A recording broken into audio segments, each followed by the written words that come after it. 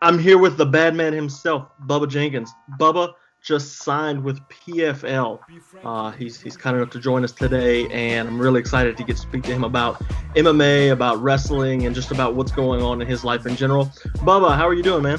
I'm good, man. Thank you for having me. Thanks for showing an interest in me. And, I'm excited for this upcoming PFL season, man. So let's get this ball on the road, man, for sure. Love it, love it. So I've been watching you for a while. I'm just getting into wrestling. Wrestling is one of my new favorite sports, obviously. Going back and watching you at Penn State and at Arizona State, it's like, man, this dude's a beast. And then seeing you fight, it's like, yeah, he's always been a beast, and he will always be a beast. So, you're right. You're right. So let's talk about PFL for a minute, man. I mean, you were at what, Bellator? Who else were you at? You were with ACA. Well, I think it's ACA now, but it used to be ACB. And then I went to Bahrain and won a world title and then defended it. So I'm well traveled. Russia, America, Dubai. I won my junior world championship in China, so I guess I'm covering it all. My bloodline's from Ghana, so I'm everywhere, dog. I'm special. I like it. So, I was going to ask you what really led you to want to sign with PFL aside from the $1 million tournament, but that's pretty much the biggest kicker right there, yeah? Yeah, it's the $1 million, but it's also who's won the $1 million. I've been beating up Palmer since we were little, so the fact that he's got $2 million off of the tournament is like, man, I used to beat him for a Big Mac and an orange soda. Now they're going to put $1 million on his head. It's an easy look. It could have been $500,000. The fact that we've already competed so many times, is a great thing. So I saw that he won it once. Oh, great. Good job, man. That's amazing. Congratulations. And then he wins it again. I'm like, time out. Wait. They just giving him away the money, or what's going on over there? Like, why can't nobody beat this guy? I done done it 1 million times for free. Now we can have punches, kicks, and more athleticism. He got no chance against a boy like me. So that's just my feeling. We've been friends for a long time, and I would say this to his face, but it's going down. We don't look each other in the eye many a times, many a weigh-ins, and he know no different than what I'm saying. So I'm gonna get to Lance Palmer in a minute here, but let's talk about the playoff system. You gotta love that coming from NCAA wrestling, yeah? Absolutely. Bellator, when I signed with Bellator, they had Bjorn, and I signed with them in a sense because they had that tournament-like bracket. There was not a lot of politics involved. You win this match, you know who's going to win that match, and then you know who you're fighting, and things like that. So I like that kind of king of the hill like atmosphere, king of the hill like mindset. Then they obviously Bjorn bought out and Coker came in and they changed the platform, and I was going on win streaks and never getting a shot at what I felt like was my ability to advance myself. They always wanted me to fight someone I already fought or something silly like that, or not give me the opponents that I felt would advance me to a title shot or something. So we left and we went and got tough. It wasn't that we weren't tough there. It was just developing how I wanted to develop. And you can't Google experience, so you really got to live that thing. And I've been living this MMA thing since 2009, 2010, and I know I graduated from college in Arizona State and won the national championships in 2011, but my mindset and the transition for me, even going from Penn State to Arizona State, was MMA based, and it was where the hub of West Coast MMA was starting to come from, as far as wrestlers in the NCAA going into already a mixed martial arts field. So that was it, and I signed with PFL. Me and Ali Abdelaziz is my agent, so. Him being connected with, so many people at PFL, and, he got me a really good deal, and, we're going to make a lot of money, and I'm just going to be hurting people for what I've always done and getting bigger checks for it. So if you do what you always did, you'll get what you always got, except this time I'm going to get fatter checks. I love it. Yes, indeed. So how'd you get linked up with Ali? He liked the way I was rocking, man. The thing about Ali, man, he's I would say he's a kingmaker in a sense, right?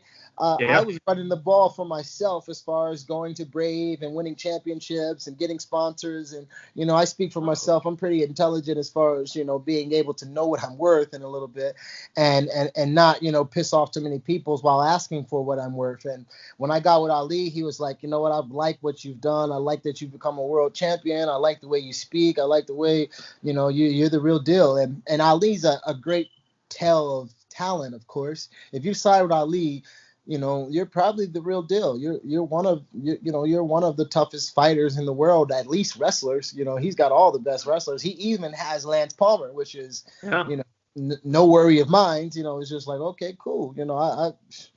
I have wrestled kids on my same team for the spot, so I gives a damn if you're managed by the same guy. You know what I mean? So after he was like, look at this PFL tournament, look at the format, and oh, by the way, Palmer's the 2-time champ, and I said, well, you said enough. I'm on my way. So y'all got linked up recently then, yeah? Let's say around this point last year, probably a little bit earlier. But yeah, it's been about a year. Cool. The PFL really put the COVID, not the PFL, but the COVID-19 really put a halt on a lot of business things that I had working on, and I'm building in Africa and things like that. So I should have had already been performing for the PFL and getting after it and showing Ali my worth in the bigger picture. But timing is everything, and you can't change that. Yeah, you'd be gearing up for the playoffs just about now. One more fight possibly. So, man, let's talk about I'd be on my way to $1 million. I felt like the COVID cost me $1 million. That's what I felt like. Well, everyone lost. No, I lost $1 million this year. $1 million in the Madison Square Garden main event. That's what I felt like I lost. So I don't want to hear none of that about nobody else. Yeah, you're right. So you feel like you match up well with Palmer. Obviously, you've had a history, right? Absolutely. So let's talk about wrestling a little bit. Mm-hmm. Like you mentioned earlier, Penn State. For 3 years, and you transferred to Arizona State, won a national championship. Penn State for 4 years. 4 years. I'm sorry, my bad. 4 years. I redshirted my senior year, which is rare, very rare. Yeah. I redshirted my senior year and transferred out and pinned the Penn State kid that they did want to pick over me when I was there. And half the reason I transferred out, I pinned him in the finals, which was really funny. And good, you can't write that script, but it happened. Be careful who you choose. So yeah, I wanted to talk about that. Like on your Wikipedia page and stuff, it says you didn't like how Cael Sanderson taught. Tell me a little bit about that. What was the thing? Is that what my Wikipedia says? That's what it says. I'm about to change. Who does Wikipedia? I don't even know who did mine. I need to talk to him. But no, that's a false statement. I love the way Cael Sanderson coaches. Okay. Don't get me wrong. Cael Sanderson, I mean, he's proven over the last 10 years, he's won, 7, 8 national championships or something like that. Even, and I'm going to give him an asterisk for the first championship he won because I recruited those guys. We had the #1 recruiting class in the country before Cael ever showed up in State College. And I took every one of them boys on their recruiting visit. Every one of them on their recruiting visit. So I know the ins and outs of the team that they won with because that was the team that I was really the captain of, not just in saying I was the captain. I was named as a sophomore, true sophomore, the captain of the Penn State wrestling team. And everything changed when Cael got there because he wanted control over his program. It wasn't that I wasn't okay with his coaching. Me and him didn't see eye to eye. I was very immature, very, I wore a jacket of cockiness and confidence because I'm, a black kid from Virginia wrestling in one of the more predominantly white sports as far as like, in Virginia and the atmosphere that it brings. And, we still in the South, as much north as we are, I'm wrestling in the South and, not too many people are okay with, this braggadocious, kind of, I'm the Allen Iverson of wrestling. How about that? Let's just say, I stayed with a do-rag and some baggy clothes, and, the blue-collar people wasn't really feeling that. So I was the Allen Iverson of wrestling, and he's from Virginia. So I definitely put myself in this Michael Vick, Allen Iverson type of fancy style of everything. My wrestling style was the crossover AI style of how you do it. I put my own little Virginia flair on it. And it rubbed a lot of people the wrong way because in wrestling, you're supposed to win, shake hands, and get off the mat. when I'm not about winning, shaking hands to get off the mat. That's why wrestling almost got kicked out of the Olympics, because it's just too boring. Kids are watching Instagram, they need this 15 seconds of highlights, and wrestling's like 6 minutes long, and some people don't even know what's going on unless you get a guy who's going to beat that ass and then celebrate and tell you all about it. Then you start to understand, oh, it's got some stuff. Now they start in celebrations. I got the best NCAA celebration of all time. So, now they're starting to see, oh, yeah, we were supposed to allow people to be themselves, not force them in a box to say, style. Shut up and wrestle, It's style. That's all it is. So I got a question. You say you're the AI of wrestling, man.